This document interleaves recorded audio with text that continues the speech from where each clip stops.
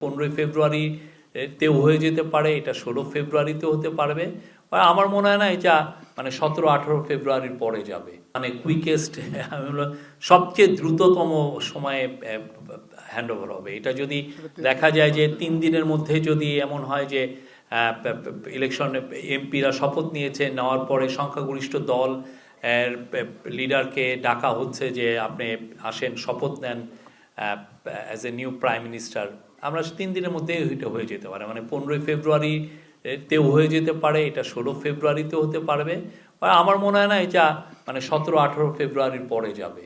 এই বিষয়ে আইন মন্ত্রণালয় এবং আমাদের আইনমন্ত্রী মহোদয় এটা নিয়ে বলবেন, এইটা আইন উপদেষ্টা।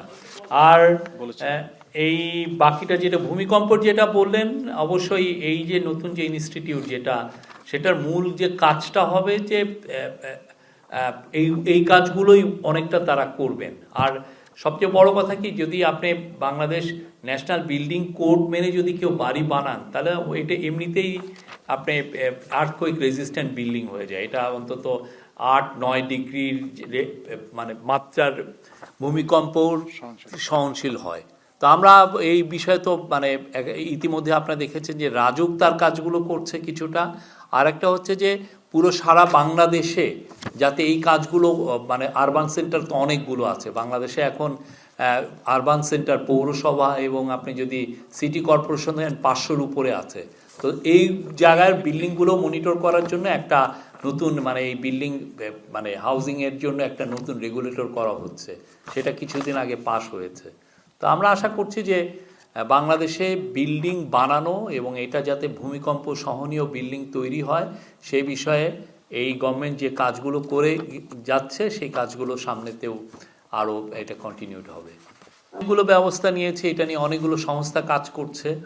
আমরা এটা কিছুটা আছে তো যে আমরা আমাদের নিজস্ব চিফ অ্যাডভাইজার পেজেই অনেক সময় যারা ভুল তথ্য ছড়াচ্ছেন, মিস ইনফরমেশন দিচ্ছেন, সেই বিষয়ে আমরা ফ্ল্যাগিং করছি, সেটা তো আছেই।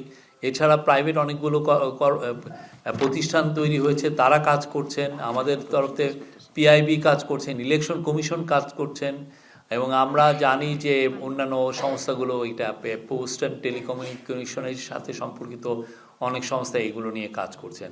আমরা ফেসবুকের সাথে কথা বলেছি, আমরা টিকটক বা অন্যান্য, কেননা এখন দেখা যাচ্ছে যে প্রচুর বেশিরভাগ মানুষই তার নিউজটা কনজিউম করেন ভিডিও ফর্মে, আর ভিডিও ফর্মের জন্য যারা এইখানে ভিডিওগুলো মানে প্ল্যাটফর্ম পায় হচ্ছে যে আপলোডেড হয় আসলে ইউটিউবে, ফেসবুকে, টিকটকে, রিলসে। তো এই সমস্ত যে প্ল্যাটফর্মগুলো, এরা যাতে অপতথ্য ছড়ানোর কাজে অত বেশি তারা যেন এটার বিরুদ্ধে দাঁড়ায়, এই জায়গাটা নিয়ে যদি তারাও যেন আমাদের সাথে নিবিড়ভাবে কাজ করতে পারে, তাদের সাথে যাতে আমরা নিবিড়ভাবে কাজ করতে পারি, সেই বিষয়েও তাদের সাথেও আমরা প্রচুর মিটিং করছি।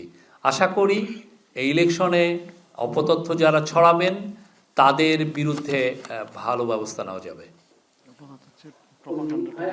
আমার নাম হচ্ছে স্বাধীন, আমি চ্যানেল লাইনে কাজ করি। আমার প্রশ্ন হচ্ছে যে অন্তর্বর্তীকালীন সরকার যখন আসছে প্রায় 17 মাসের মতো হলো, তো তখন যে আওয়ামী লীগ সরকারের সময় যে বিপুল পরিমাণ অর্থ পাচারের যে একটা তথ্য আমরা পেয়েছিলাম, যে এই তথ্য ফেরত আনার ব্যাপারে সরকার কি ধরনের পদক্ষেপ নিয়েছে বা কতটা সফল হয়েছে?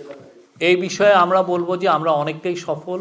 আপনি জানেন যদি বাইরে কোনো অর্থ পাচার হয় সেটা ফেরত আনাটা এটা একটা খুবই ডিফিকাল্ট একটা কাজ, অনেকগুলো লিগাল ইস্যু আছে, এটা লম্বা সময় লাগে, অনেক ক্ষেত্রে কেউ দেখা গিয়েছে 14-15 বছর লেগে গেছে, আবার নিম্নের পক্ষে 5 বছরের মতো লাগে।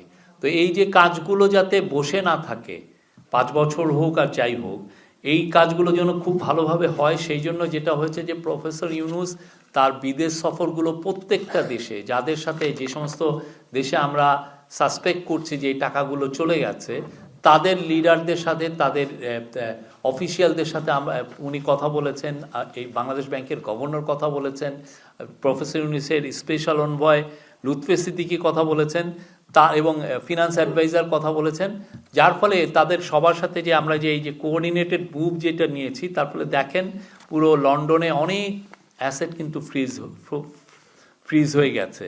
এই সাইফুজ্জামান চৌধুরী যেই পরিমাণ টাকা নিয়ে গিয়েছিলেন, উনি লন্ডনের লর্ড মানে সবচেয়ে বড় ভাড়াটিয়া ছিলেন, তার প্রত্যেকটা অ্যাসেট ফ্রোজেন হয়ে গেছে।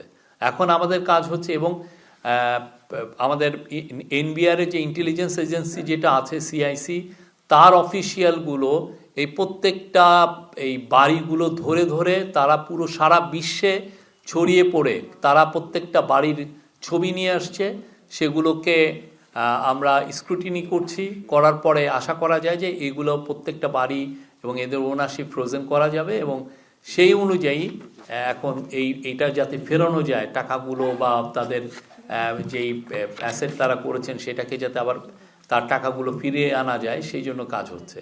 সেটার কাজগুলো করছেন বাংলাদেশ ব্যাংক, তারা অনেক লিগাল এক্সপার্ট, এই ক্ষেত্রে অনেক লিগাল এক্সপার্টিজের দরকার ছিল যেটা আমাদের ছিল না, সেই জন্য এখন বিদেশি টপ ল ফার্মের সাথেও কথা বলা হচ্ছে। আমার মনে হয় দু একটার সাথে এখন ফাইনাল পর্যায়ে আছে এগ্রিমেন্টের। আপনি এই বাকি বিষয়গুলো বাংলাদেশ ব্যাংকের সাথে কথা বলবেন, তারা আপনাদেরকে লেটেস্ট আপডেটটা দিতে পারবে।